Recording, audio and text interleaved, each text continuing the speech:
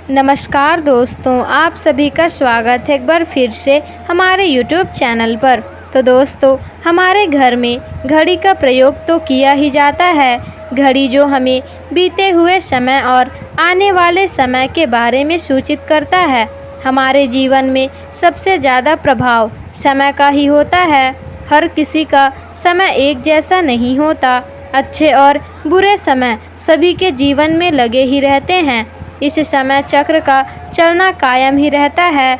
समय किसी के लिए भी नहीं रुकता, लेकिन हम आपको कहें अच्छा समय बनाने के लिए आप कुछ उपाय कर सकते हैं। हम बात कर रहे हैं घर की घड़ी की, जिसे हम रोज निहारते हैं, लेकिन कभी भी ये नहीं सोचा होगा कि यह समय को बदलने और अच्छा समय लाने में भी मदद कर सकता है।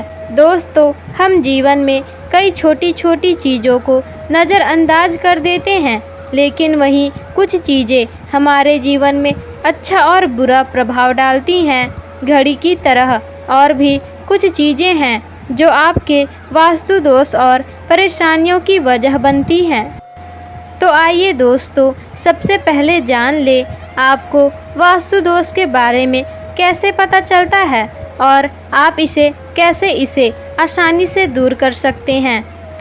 वास्तु दोष के कारण पनपने वाली नकारात्मक ऊर्जा से व्यक्ति के भाग्य में बुरा प्रभाव पड़ता है। साथ ही कई प्रकार की परेशानियों का पूरे परिवार को सामना करना पड़ता है। दोस्तों, शास्त्रों के अनुसार अगर हम छोटे मोटे उपाय कर लें तो आपको नकारात्मक ऊर्जा से छुटकारा मिलेगा। तो दोस्तों, पहला उपाय है जीवन में तरक्की पाने के लिए रोज पहली रोटी गाय को दें, पीपल को जल अवश्य चढ़ाएं और चींटियों को शक्कर खिलाएं।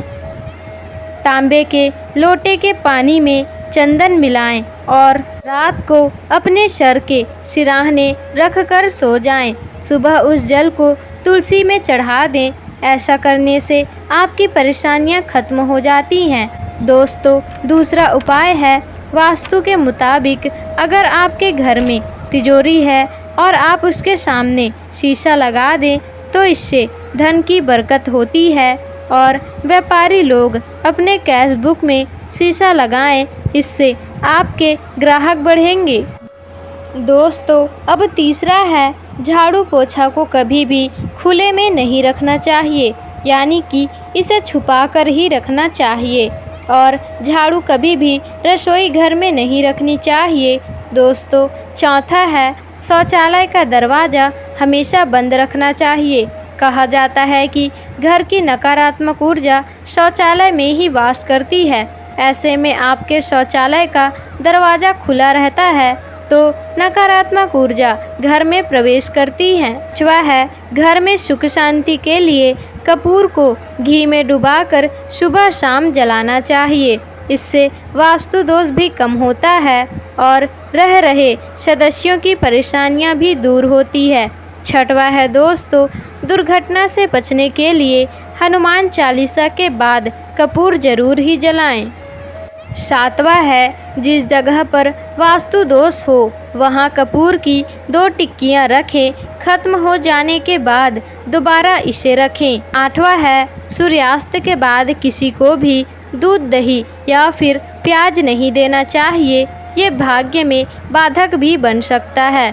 नौवां है दोस्तों, घर के मुख्य द्वार पर कभी भी कूड़ादान ना रखें। अब 10वां, घर में टूटा हुआ शीशा भी कभी ना रखें।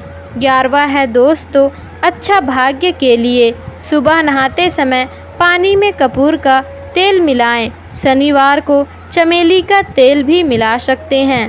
12वां है लक्ष्मी की कृपा पाने के लिए दोस्तों, रोज रात को रसोई घर को अच्छी तरह से साफ करें। चांदी के कटोरी में कपूर जलाएं। ये प्रक्रिया रोज करें, इससे घर में बरकत बनी रहती है। माँ लक्ष्मी जल्द ही ऐसे घर से आकर्षित होती हैं। ऐसे घरों में नकारात्मक ऊर्जा हमेशा दूर रहती है ऐसे घरों से। अब 13 है दोस्तों, घर के सोने वाले कमरे में पौधे नहीं लगाने चाहिए। इससे आपके ऊपर नकारात्मक ऊर्जा हावी हो सकती है।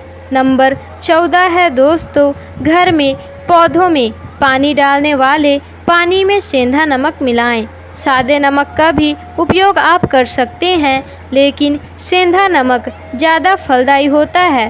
दोस्तों, घड़ी की सही दिशा आपको रास्ता दिखाने में मदद कर सकती है।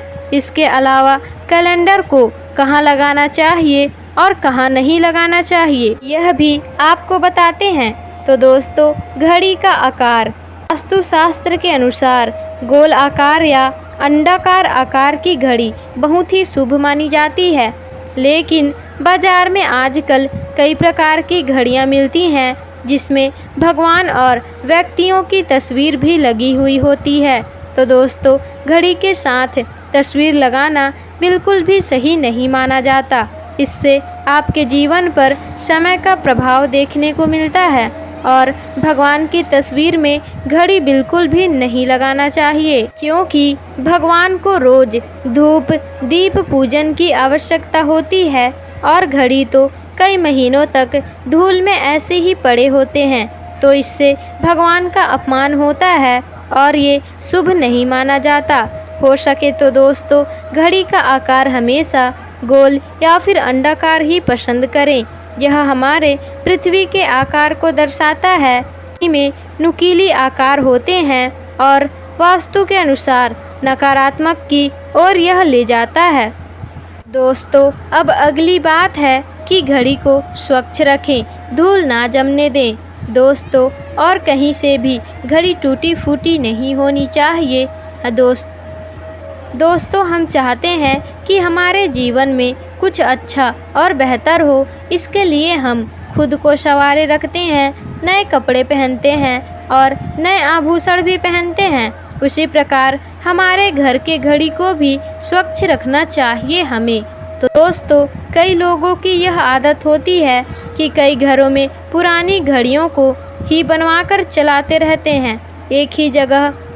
एक जगह नई घड़ी आई तो पुरानी कहीं और लगा देते हैं। तो ध्यान रहे, ऐसा ना करें। घर में ऐसा करने से नकारात्मकता और दरिद्रता का वास होता है। बंद पड़ी घड़ी को रखने से घर में उस व्यक्ति के जीवन में आए नए अवसर भी नहीं आते और वो अपने कार्य में सफलता प्राप्त भी नहीं कर पाते हैं। दोस्तों, अब अगली बात जिसको आपको ध्यान में रखना चाहिए वह है घड़ी की सही दिशा। दोस्तों, घड़ी को कभी भी दक्षिण दिशा में नहीं लगाना चाहिए। घड़ी की दिशा दक्षिण दिशा यमलोक की दिशा मानी जाती है।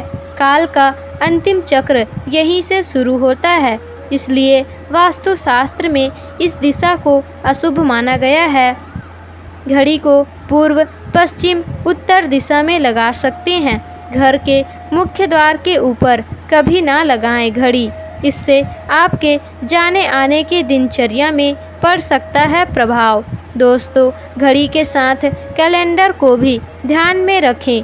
जहां घड़ी समय का प्रतीक होता है, वहीं कैलेंडर हमारे दिनचर्या का लेखा जोखा होता है। तो दोस्तों, कैलेंडर को कभी भी पूर्वी और उत्तरी दिशा की ओर कभी भी नहीं लगाना चाहिए, इससे वास्तु दोष उत्पन्न होता है। आपने अपने घरों में पुराना कैलेंडर के साथ नया कैलेंडर भी आपको नहीं लगाना चाहिए। दोस्तों, घड़ी और कैलेंडर दोनों ही आने वाले समय का सूचक होता है, जो हमें आगे बढ़ने की प्रेरणा देते हैं। उन्हें समय के अनुसार ही लगाना चाहिए और घड़ी का समय हमेशा सही होना चाहिए। बहुत से लोग घड़ी का समय आगे या फिर पीछे रखते हैं, तो ऐसी गलती आप ना करें। घड़ी का समय हमेशा सही रखें, इससे आपको काल चक्र और दुष्ट परिणाम नहीं मिलेगा। दोस्तों, पुरानी घड़ी और कैलेंडर आपके भाग्य को रुकावटों से भर देता है, इसलिए घड़ी और कैलेंडर को समय समय पर बदलते रहें। तो दोस्तों, आपको यह जानकारी कैसी लगी हमें कमेंट बॉक्स में ज़रूर बताइएगा। और अगर वीडियो अच्छी लगी हो तो वीडियो को लाइक शेयर कमेंट और चैनल को सब्सक्राइब जरूर ही कर दीजिएगा, ताकि ऐसे ही जानकारी पूर्वक वीडियो आपको आगे भी मिलते रहे।